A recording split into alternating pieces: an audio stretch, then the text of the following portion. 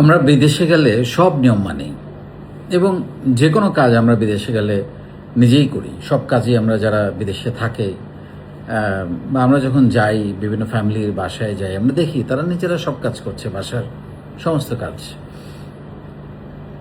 কিন্তু বাংলাদেশে আমরা এই নিয়ম মানতে চাই না কেন? মানে আমরা বিদেশে যখন যাই আমরা কখনোই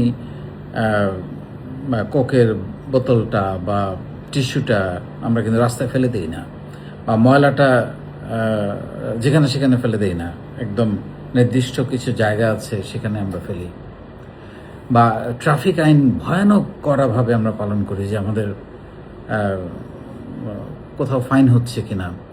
আমার এখনও মনে আছে, আমি যখনই নিউ ইয়র্কে বা অস্ট্রেলিয়াতে যেখানেই গিয়েছি, ইভেন সিঙ্গাপুরে, যে পার্কিং করার জন্য বা পার্কিং খোঁজার জন্য প্রায় আধা ঘন্টা ধরে ওই জায়গায় গিয়ে গাড়ি চালাতে হয়েছে।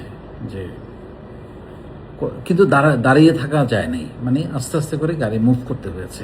আমি দাঁড়িয়ে থাকবো, কেউ বেরোবে, পার্কিং করবো না, কোনো সুযোগ নেই, গাড়ি দাঁড়াইতেই পারবে না রাস্তায়। আমরা এখানে কিছু মানি না কেন? আমাদের এখানে মানে যাত্রীবাহী যে বাসগুলো আছে, কোনা করে, এমন করে রাস্তার মাঝখানে কোনা করে দাঁড়িয়ে থাকবে, যাত্রী নামাবে এবং উঠাবে, যে পিছনে যারা আছে এরা তো তার কমান্ড অনুযায়ী চলতে বাধ্য। এরকম একটা মানে স্বাধীন দেশ, মানে আমাদের স্বাধীনতার তো শেষ নাই, তাই না? যার যা খুশি আমরা বলছি, করছি, কাউকে মানব না, এরকম একটা অ্যাটিচিউড সবার মধ্যে। মানে কোনো কিছু মানলেই মনে হচ্ছে আমরা ছোট হয়ে যাবো। আবার এই মানুষগুলো দেখেন, বাংলাদেশের ভেতরে কিন্তু উদাহরণ আছে, ক্যান্টনমেন্টে গেলে একদম সিধা হয়ে চলে। আসলে জরিমানার উপরে কিছু নাই। আমরা যে এত স্বাধীন থাকার কোনো দরকার নেই।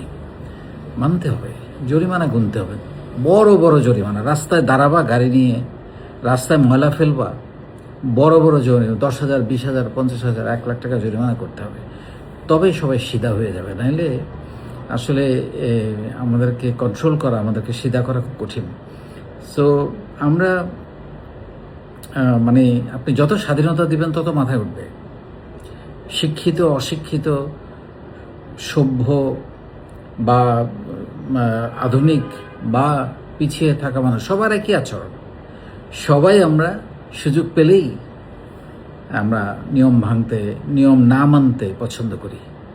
এবং এটার একমাত্র ঔষধ হচ্ছে যে এখন এআই ক্যামেরা আসছে, কিছুটা সাবধান হয়েছে আমরা। সো এইটা করতেই হবে আমাদের, এছাড়া কোনো উপায় নেই। শৃঙ্খলা একটা জীবনের সবচেয়ে এগিয়ে যাওয়ার, ভালো থাকার বা একটা দুর্দান্ত কিছু করার একমাত্র উপায় হচ্ছে ডিসিপ্লিন লাইফ, শৃঙ্খলা। এই জিনিসটা আমরা একেবারেই ধ্বংস করে দিয়েছি। আমরা শৃঙ্খলা মানতেই রাজি না। যে মনে হয় যেন শৃঙ্খলা মানলেই আমি ছোট হয়ে যাব, আমার ক্ষমতা, দম্ভ, অহংকার চূর্ণ বিচূর্ণ হয়ে যাবে। আমি তো মানতে পারি না। আমার শক্তি আছে, আমার টাকা আছে, আমার তারুণ্য আছে, আমার পেশি শক্তি আছে, তো শৃঙ্খলা আমার জন্য না। ভয়ঙ্কর, ভয়ঙ্কর। এটা হইতে পারে না, কোনো সভ্য দেশে এটা নাই। আমরা যেন সবাই সচেতন হই এ ব্যাপারে। নিয়ম মানাই সৌন্দর্য, নিয়ম মানাই হচ্ছে মহত্ব, নিয়ম মানাই হচ্ছে নিজের ক্ষমতা, হচ্ছে ক্ষমতাকে প্রয়োগ না করা।